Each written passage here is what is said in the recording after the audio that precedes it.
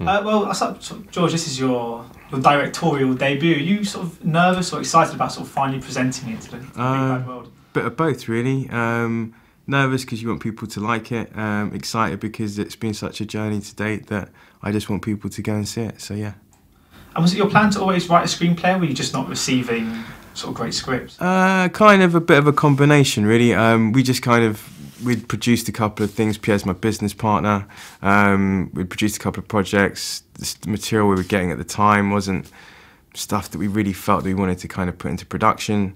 And we just happened to be on holiday together, and we decided to come up with the idea that I would try and write a screenplay. So where did this particular idea come from? What sort of...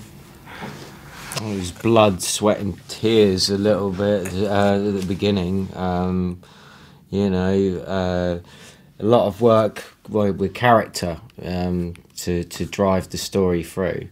And well, I mean, I'd say also probably just our love of kind of old school kind of crime thrillers, and not just crime thrillers, but like kind of whole 70s kind of location set pictures, kind of character driven, as he said.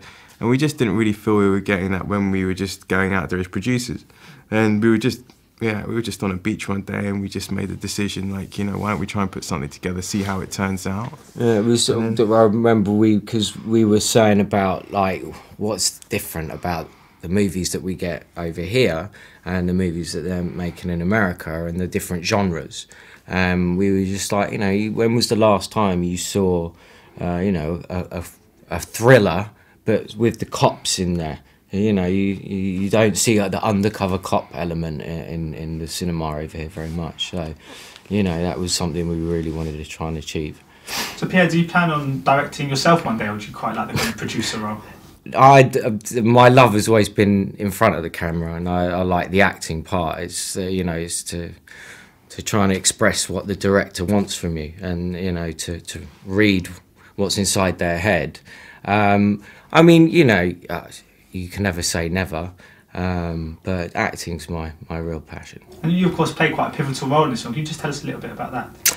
Yeah, well, yeah, I think he's quite a lonely soul, really, because his mum's died, and he has his father, who is the merchant of the city, and has probably given him all the attention with money and materialistic things, but in an emotional sense hasn't really been there for him, and which leads him to act out and try and be as clever as his dad, and falls flat on his face, which gets his dad in a sticky situation. So, I mean, although of course this is all kind of set in a kind of criminal underworld and the police force and stuff, were you still able to draw comparisons to the more sort of human side of the character and the kind of relationship with his dad? Oh, absolutely.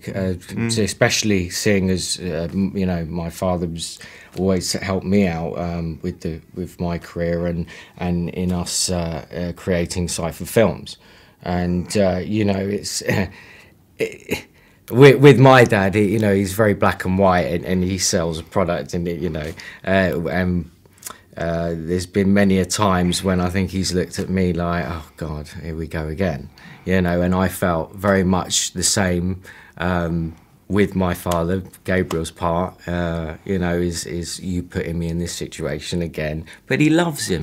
He's a lovable rogue, you know. He doesn't mean any harm. He's a lonely character. That's how I played him. And George, what was it like sort of directing Pierre? I mean, as someone that you're sort of very close to, as a kind of your business partner, so was it quite difficult to kind of direct him in a professional sense? I mean, to be honest with you, we've kind of been business partners for like 10 years. Also in the films that we'd produced before, Pierre had already been in them anyway as an actor, so for us it was just quite a natural evolution anyway. I mean, I wrote the role of Gabriel, I wrote it for Gabriel Byrne, so I'd already kind of had a synergy in my mind of who I'd want to play with Pierre and stuff like that, and hopefully would get Gabriel and all those kind of things. And when Gabriel kind of came to the table and seeing them together, the synergy was right. So yeah, it wasn't a problem working with him like as an actor, to be honest. But as I said, we're just quite fortunate that we've had all those years previously of putting films together. I mean, initially when we first started, I mean, we just produced together, and then once we produced that, he was then in the other subsequent films we then did as productions, and then doing this, as I said, just felt like a natural progression. How sort of brilliant is it when you write a role for someone and then they say yes, particularly when it just happens to be Gabriel Byrne? Well, it's quite surreal, to be honest with you. You get the thing of you call the actor. Well, we get a call. Actually, I got a call from Gabriel, and he wanted to go through his backstory and all that kind of stuff. And it's a moment which you've been like building up to for like, I don't know, 2 years. I think writing the script, eventually getting it to the agent, then hearing the response back, and then hearing an Irish guy down the phone, at some random hour about 11:30 at night, and it kind of caught me off guard. But yeah, it was a real kind of, it's quite a wonderful moment, to say the least. And tell us about your depiction of London, because it wasn't the typical kind of gritty London we used to see. It was actually, it portrayed London in quite a nice light, which was quite refreshing to see in a film like this. Yeah, no, we specifically went out to go and shoot the picture like that from numerous places. I mean, even using the Grosvenor Hotel and so forth. And Pierre, as a producer alongside me, really helped me get secure a lot of those locations. But I did write them as I was writing the script. So when, the London Eye and stuff like that, they're all written specifically to show London in its most glorious light. There's even things like specifically the Shepherd's Bush Market bit. So when we were arguing in the wee hours of the morning about something, he's going, mate, don't you remember this bit of London? And I'm like, which bit do you mean? And when we got to the location, I was like, that's what you meant, looks perfect. So it's all these things, coming to light, and Rolls Royce, things like that. All the good things about Britain. I think the car chase is the one thing though that is because we did the car chase. That was all done in one take, pretty much the whole thing over 2 nights. I mean, I walked it all. Every part of it, and then literally there was no room or freedom to go out and keep shooting, so we did everything in one take, all natural light, which was that's one of those things I feel really proud of.